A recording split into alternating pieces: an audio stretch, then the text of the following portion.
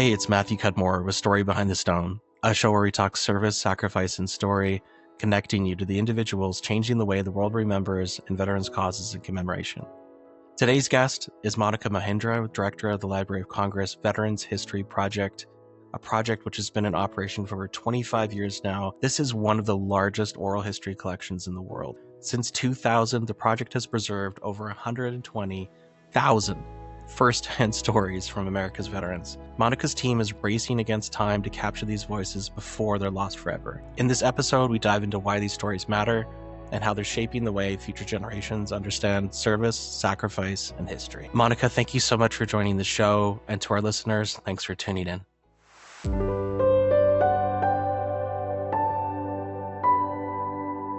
Welcome to Story Behind the Stone, where we talk service, sacrifice, and story. Today, we're sitting down with Monica, the Director of Veteran History Project with the Library of Congress. Really excited to have you here today, Monica. Thanks. I'm really glad to be here. Monica, it's great to see you. I would really like to just give some context on what the Veteran History Project is and how it came to be. The Veterans History Project is actually many things at the same time. It is an existing collection of 120,000 and growing individual voices of U.S. veterans' first-person experience. And it is your listeners' opportunity to make history and get that next veteran story into the Library of Congress in Washington, D.C., the nation's library. And how we do that is we work with individuals and organizations, members of Congress around the country to ensure that they have access to little tips and techniques from the backgrounds of oral history and ethnography and the required forms to be part of a serious archive and a governmental enterprise, so that those collections can be accessioned and really ensure that the voices of U.S. military veterans, those who served from World War I through the more recent conflicts, help us all connect to and understand our collective history. Can I just, that's really interesting, because just as you're talking there, what I'm picking up is that when you're collecting these stories, that it's more than just asking a few questions. It's kind of like a process and it needs to be done in a certain way to really capture the essence of it. And that your website is actually, and your resources are actually supporting people and doing this in a way that can make it so it's like historical documents that people can continue to use. Am I getting that right? Thank you so much for hearing the seriousness of purpose behind it. We do like to say it's as simple as a conversation that you sit down with a veteran in your life, and that might be an unexpected person, and that you can use the recording device you have in your pocket. But the truth is, we do need that intent. It is a national archive. It is a national effort. And we have collections spanning from World War I through the current conflicts, but also spanning the country. So literally from Alaska to Puerto Rico, from Maine to Guam. And in order to get that expansive understanding also of the individual experiences of our nation during times of conflict, of what that service and what that sacrifice is like, you're right. We do need to have a serious process. It's not fishtails of glory days. It really is, what did it mean to you? How did it feel? We're not looking for those after action battle reports. We're not looking for a journalistic gotcha piece. We really are looking for that human moment between individuals to understand the human scope and scale and how we're all connected to that. It's a beautiful, gigantic in scale mission. What does it mean to you? Gosh. Well, I've been with the project myself for now 20 some years, and I've only been the director for the past 2.5, almost 3 years. I come from a family history, some of which I'm just starting to unpack myself. My mother passed away in the fall, and I just recently learned that a great grandfather of mine served in the Civil War. I had no idea. No one, as much as my family talked about genealogy and history and how we're all connected to a very prideful family about how we're connected to the history of DC and in fact to the country on that side, on my mom's side. But in all these years, I won't tell you quite how old I am. You can find it yourself. I never knew. I had no idea. And now it's really too late to ask more about that story. All I have is one letter and one broken rosary and a picture of a gravestone. So I know that this great-great-grandfather served in the Civil War. I knew my grandfather served. I know cousins from Ireland served, and then went back to Ireland. So to me, this effort is both very personal. My husband served, and he comes from a long line of service on his side of the family. Deeply personal from that perspective. And also at the root of what I think we all need, which is to listen to each other and to witness each other and to bear witness to those universal themes and to that connectivity. So to a certain extent, I could say its meaning to me is kind of my life's purpose, quite honestly. Yeah, it's such an alignment, I think, of all of those webs interweaving. What does your family think you do? You mean my children? What do they ask? Yeah. What do they think I do? They once asked me not to volunteer for, when the parents come to school and share, because they're like, I don't know that it would be interesting, to my classmates, because they're young. And I think they weren't quite getting it. But a couple of years ago, our town put up a really incredible temporary monument during the Memorial Day weekend in our little, bedroom community aside from Washington, D.C. They put up these sort of markers, almost like tombstones, for the veterans who had served and had passed from our town. And we went and walked and talked about it and started really getting into the idea of what it is that I do and why I do it.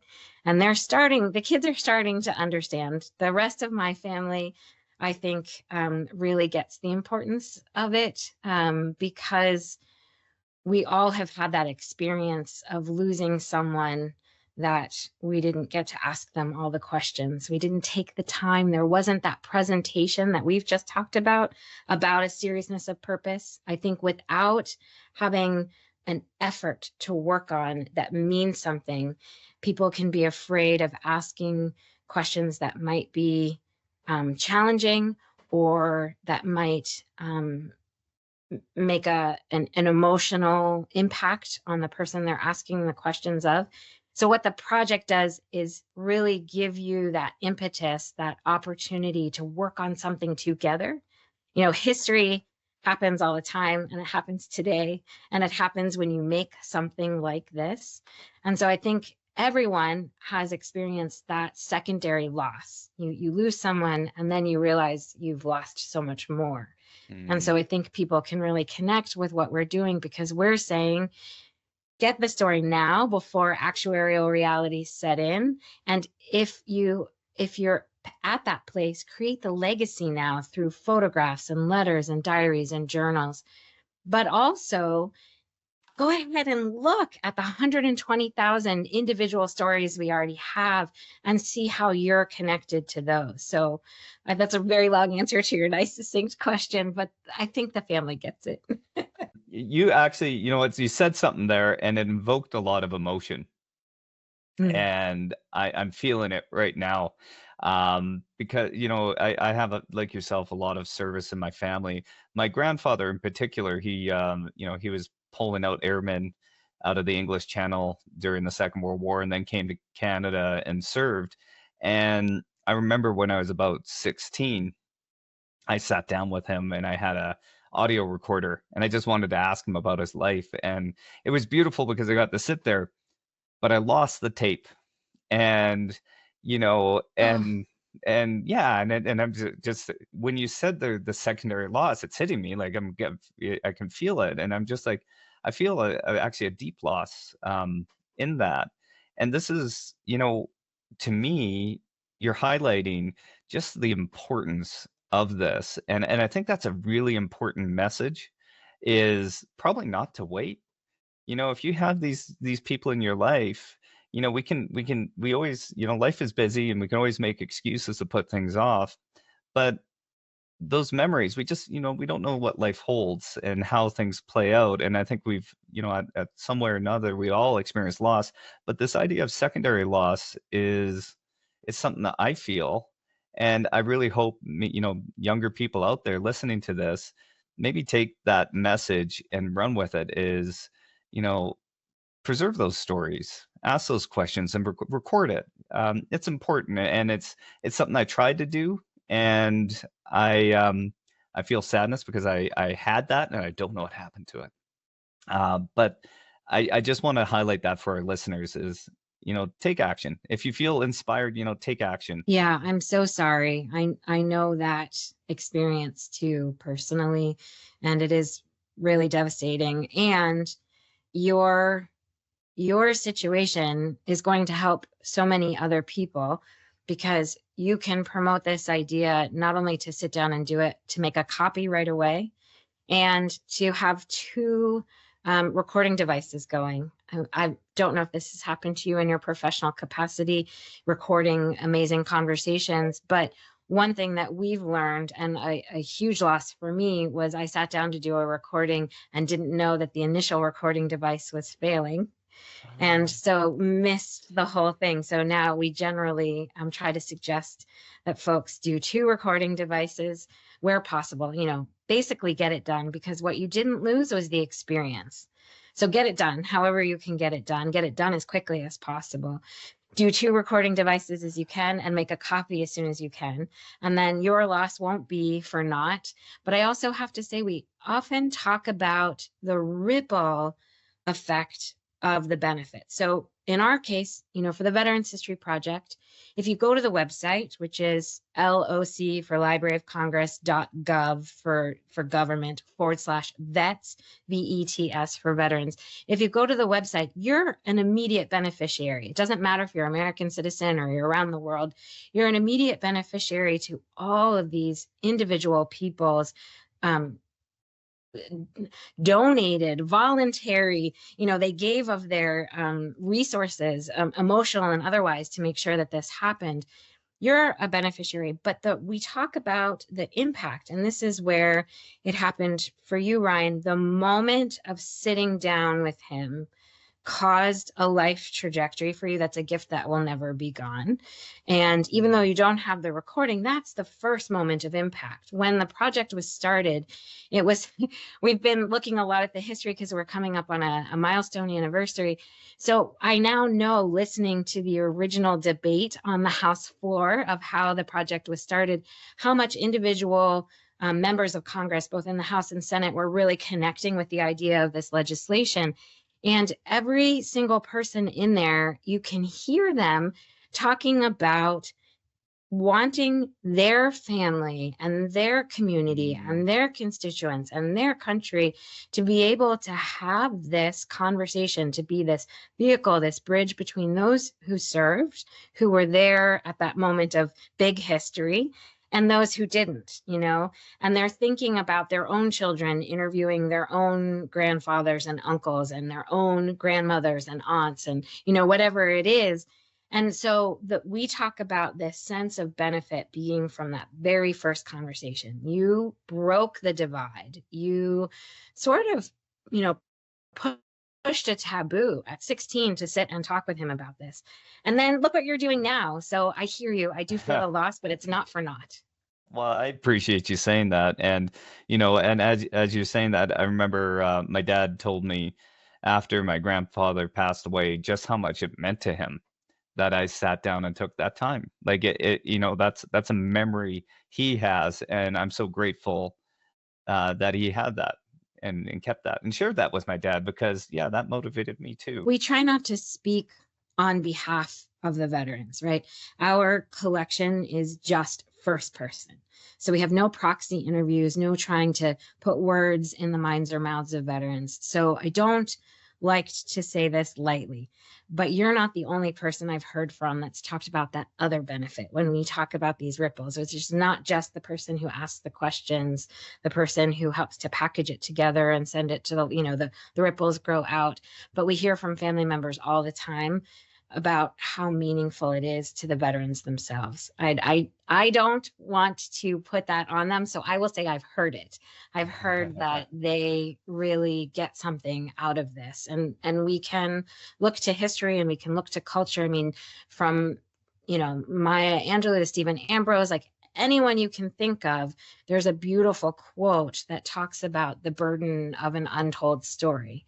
And if you're the person that sat down to help someone unlock that, then you have to be playing a very special role in their lives forever after. Monica, is there someone that you like, if you had a time machine and you could go back and interview anyone, who would that person be? Now you're making me feel it.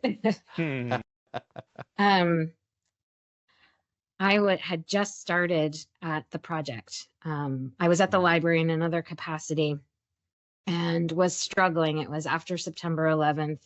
My now spouse was deployed, and it was just a hard time in my life. And I was looking for ways to connect to this career path that I stumbled on. And I discovered that Howard Zinn was a veteran. And I was just fascinated by his work in the veterans community and what he was up to. And plucky and green and, 20 years ago, some years ago, I just called him up out of the blue and was like, I really want to interview you or get you interviewed. I wasn't even so bold as to say I would do it, but let's set this up. Like, let's get you interviewed for the Veterans History Project. And he agreed. And then, things happen the way they do with work and life and everything else. And shortly thereafter, he passed away. Oh boy.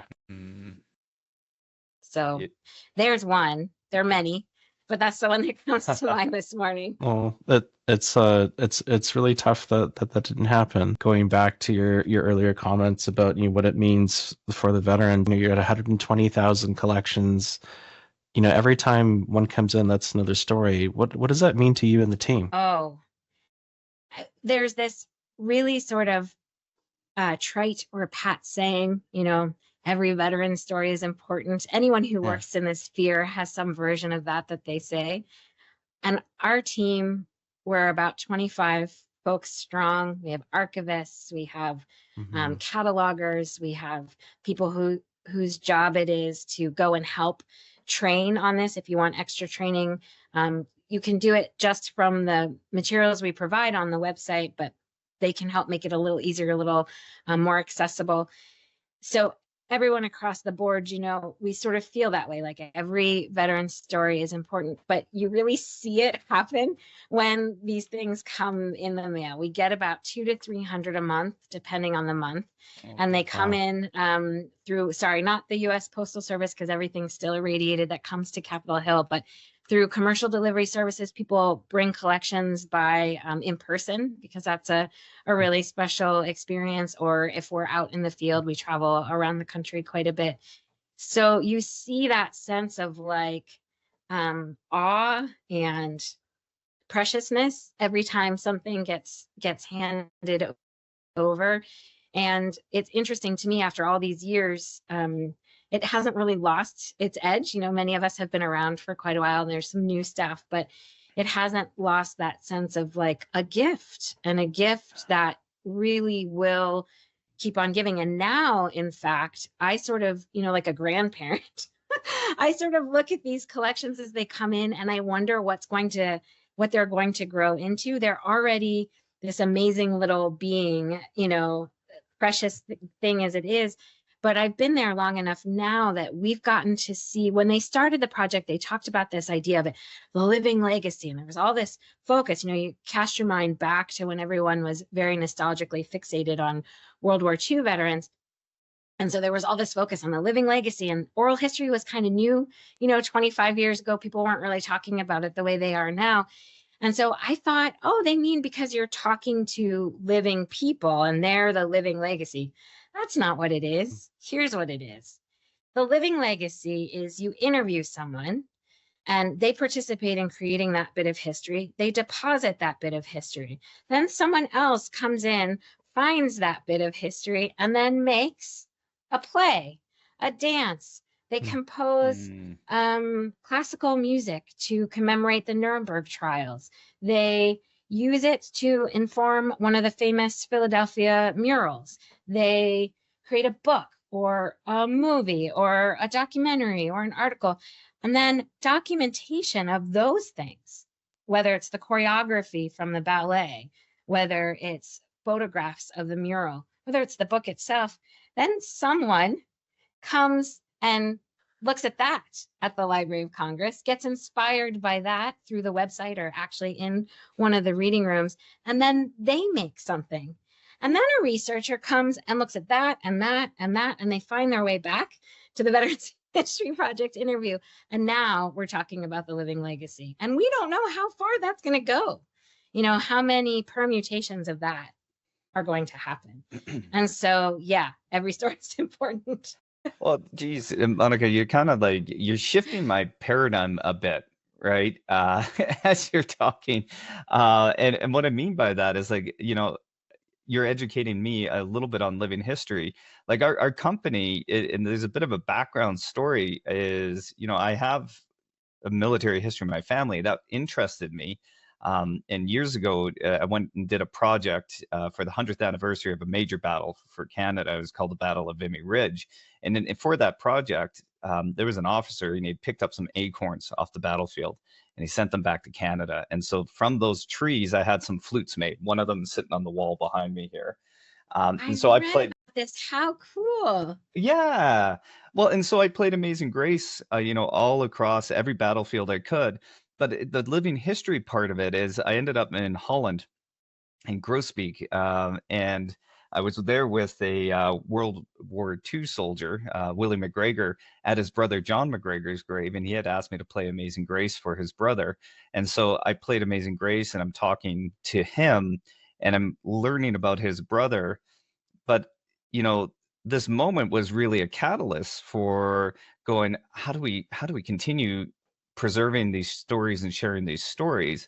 And it was really that interaction with him, you know, sharing his experience of the war, the memory of his brother, thinking of, you know, individuals that I worked with that we lost in Afghanistan, like all of these little pieces coming together that really inspired. So, you know, what you're doing is it's just, for me, is I'm recognizing as you're saying that, like a kid putting together a play or some classical music, you know, living history, this is how we keep that torch alive, as that analogy goes. And I'm just, you know, as I look at what you're doing and that you have 100 plus thousand of these stories and you're collecting more, you're really a hub for living history, aren't you? I think, I mean, I hope we're a hub for living history and the acorn at the same time, you know, like I think that we have to be both at the same time to really be about posterity.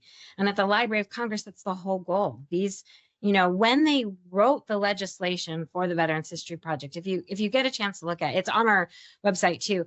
It's so beautifully written. And if you hear what they were talking about on the floor when they passed it unanimously in both houses, they talked about, you know, 2030, 2040, you know, generations of people being able to hear these stories. I don't know if they conceived then of the idea of not just the original stories, but everything else it was going to inspire.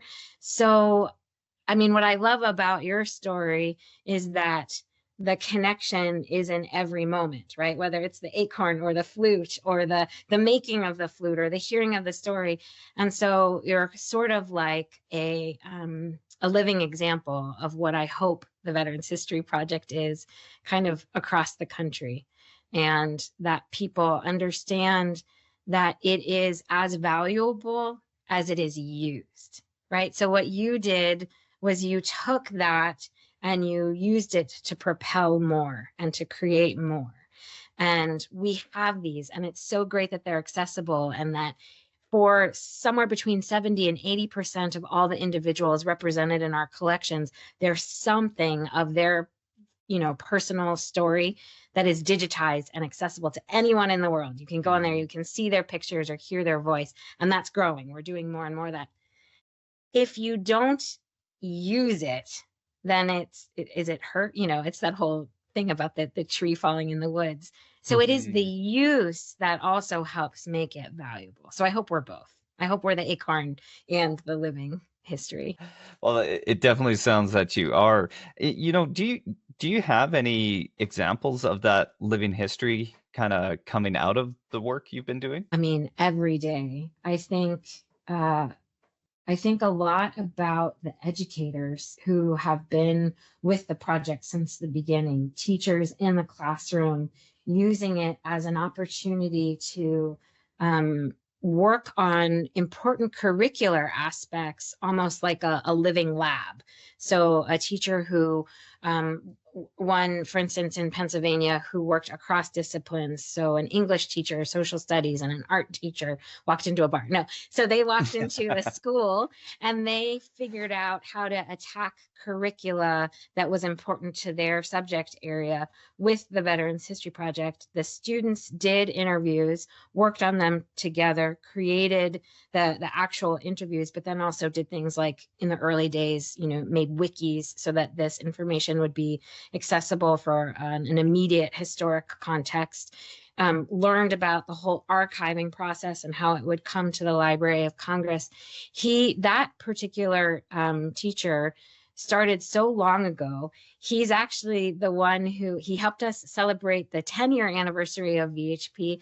And he's the one who helped us understand, educator speak, how to get our criteria so easily digestible. He's the one that gave us the 10, 20, 30 rule.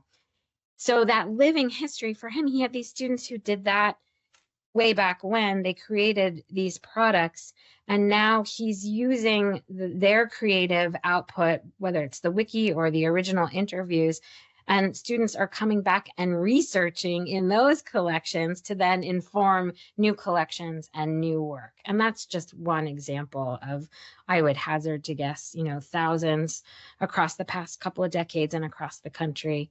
The one example I always touch on because it I think is just so extraordinary, for the I think it was the 65th commemoration of the Nuremberg trials, that example of the dance and the commissioned piece. It was in collaboration with Harvard Law School, and they came and they looked at collections of those who had served during the Nuremberg trials, and they created a dance and a commissioned classical music piece.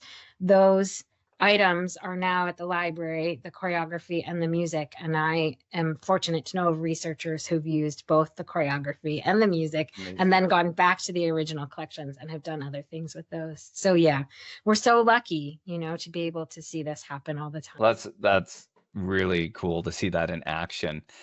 One of the things that we love is story, and this is what you're capturing. I'm curious, is there any particular story that you've heard that really has touched your heart? How much time do we have? I thought so. 120,000 plus and growing stories, and veterans and people of service that we talk to every day.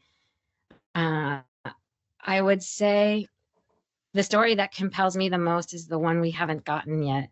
I'm going to take the cop out. It's the story. It's the story from your listeners that's waiting to be told. It's the postal delivery carrier who she brought you your mail, all during the pandemic, that connected you to the world, and you never knew that she was a veteran. It's the guy who is in the office at your kid's school and you didn't know that he was a veteran. And it's that moment. I think the thing that is just so compelling to me is that moment when somebody recognizes someone in their lives and says, you asked me earlier, what about a story that I missed, that that I wish I hadn't missed. And the one that's with me every day when I go into the office is actually my own grandfather's. You know, I sat down with a recording device with him many times. I got him to sing songs to me because I was going to move away. And so I have those. I have these amazing tapes of the songs he used to sing around the house. I didn't have the impetus. I didn't know to ask. So the story that really catches my emotions and my attentions every day are the one that's coming in tomorrow from your listeners. That I think is a perfect answer. It's not a cop out at all, because that's in essence what you're trying to do is spark that inspiration in people to take that story, to listen. And you know, I've been so fortunate to work with veterans of different wars and just ask questions and ask different questions. You know, whether that there was a fellow Ernie I worked with at the military museums, and he fought through Italy and he was captured. And one of the questions I asked him, I'm like, what was the first thing you did when you got back home? And he goes, Ryan, I went and I took my money and I bought myself a nice suit. And I thought that just like that said so much about him. You know, he had been a prisoner, and I think the experience of being a prisoner can be super challenging. I can't even imagine. And for him, buying a suit and the dignity that a suit brought back to him said so much. And you know, it's one of those answers I never would have expected. Um, and I don't know who knows that. Mm. I know that, and I share his story on that. And he had so many other stories, and I think just asking that question, that different question. You know, I know sometimes kids will ask like, "Did you kill anyone?" I've been asked that, and you know, it's that curiosity. It's an innocent curiosity, but it's about that humanizing question. What was your experience like, or that what was your what is one thing that stood out to you? I love asking that question. What's one thing? Ah, And the bomber pilot talking about how he bombed broccoli fields if they weren't able to hit the target because he hated broccoli. It's just like I didn't expect to hear that one, right? And you know, it's those little gems that you just, I guess, don't expect it. And you have me sitting here, and I just want to start looking at your collection. Because I didn't realize just how rich it was. thank you for that. And thank you for your thoughtful questions. I think asking the kinds of questions that help us discover something is a little bit of a lost art. And one of the things I hope for out of your work, out of the work of the project, is this opening up of the capacity to ask each other questions and sit and listen, really listen with seriousness. And a question like, what did you do? And you came back. That's a perfect example of the kind of work we're trying to inspire and the kind of, juicy details you can find in our collections. And I think knowing that those really great open-ended questions, like what's one thing that you really wanted to share that really stood out to you, or that made you laugh, or did you pull a great prank? These kinds of questions, they come to us. Not everyone is in the professional capacity that you're in, but we can all kind of get to that more rich experience of life if what we do is we use what we just listened to inform what our next question is. And so much of how we live our lives today, we don't really give ourselves the opportunity for this, right? We listen to other people doing it on podcasts. And we're all obsessed with podcasts, right? We listen to other people doing it in the media, sort of. But this idea that the person sitting next to you, at the coffee bar, or, the person that you work with, in your case, at the museum, or at the library or wherever, that there's really so much to be opened up there that's going to have a huge impact on your life. I hope to, although our goal obviously is for those of service, but you can take these skills, you can take this idea and really apply it to anything in your life, Yeah. Well, in curiosity, I work in the leadership realm. I work with teams and team effectiveness, and one of the biggest strengths you can learn is to ask questions with curiosity, because you're completely open to it. And you'd be surprised if one comes out. I'm just like, there's so many things that, I want to tie in just one other thing, because you just reminded me of this. And when I was standing with Willie, later on, I was sitting in the tour bus, and this Willie McGregor, who I played the flute for, his brother. And I asked him, what was one fun thing that happened for you? And he told me a quick story about, he was a medic, and so when the war was called, and the Germans had surrendered, they locked everyone in place, but the medics could move, and so they wanted to find some way to get a few drinks. And so what they did is that they had a pig that was slaughtered, and so they put it on a gurney, and they covered it, and they drove it across the line, and they traded it for a bunch of alcohol, and they were coming back across the line to go back to their buddies. And then an officer caught him, I believe, and the officer just took a couple bottles and sent them on their way. And so, but it just, it spoke to this really unique moment that, I couldn't imagine what it would have felt like to have the war over after going through everything they've been through. And that's the thing that stood out for him, is how he could help celebrate that peace and that moment. And so, I really want to echo what you're saying, Monica, to anybody listening, to talk about, and in my experience in talking to veterans, is it's such a surprise what sticks out to them, what's interesting to them. It's not just about the war experience. Well, the war experience isn't what we just see in movies. And I think you had said something similar to that. It's so much more. It's so much more human. And I think if you just go with that curiosity, and ask those people in your life, you'll be surprised about what you'll find. Yeah. I mean, that's the nutshell of the shared work we do right there. Yeah. I think that's really it. Also, I think the shared humanity in that moment, right? Like he just, the guard just took a couple of bottles for himself because he got it. Like he totally understood Yeah. what was happening in that moment. And I love stories like that because they translate across experience. If I can connect to that from my own life, then half the battle's won about why we're doing what we're doing, which is to share about our common humanity and how that common humanity connects us to a sense of history that we don't always understand, but is shared. That's beautiful. Well, Monica, this has just been an amazing experience to sit and chat with you.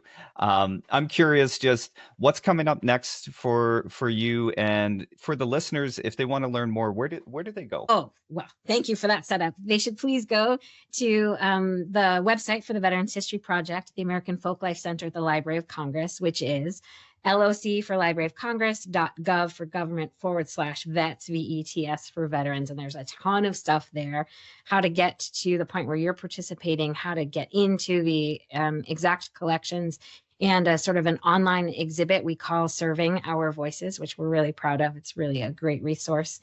And what's next is, beginning in October of this year, we're highlighting the 25th anniversary of the legislation that founded the Veterans History Project.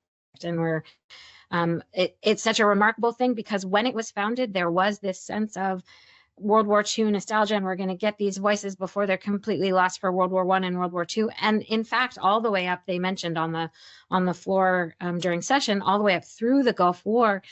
But it was get it in, and we're going to close the project in 5 years, so that we're here 25 years later and still getting those stories in and still finding those connections, is really thanks to all the individuals across the country all these years making that happen. So that's what's next, and onward with the project, making these connections and making these collections available and accessible and discoverable. Well, Monica, thank you so much for all the work you're doing and taking the time to talk with us today. I've immensely enjoyed this conversation, Me as Matthew. well. Yeah, for our listeners, if you've enjoyed this conversation, make sure other people hear it. Share this in particular, because I think it's so important to capture these stories, and maybe this conversation will inspire people to capture those stories and share it with this very worthwhile project. And thanks again for joining us today. Really appreciate you having me. Thank you. Thanks so much for tuning in. Story Behind the Stone is available on Apple Podcasts, on Spotify, and on the Reach Across America radio network, on iHeartRadio, Audacity, and TuneIn. Just search for Wreath.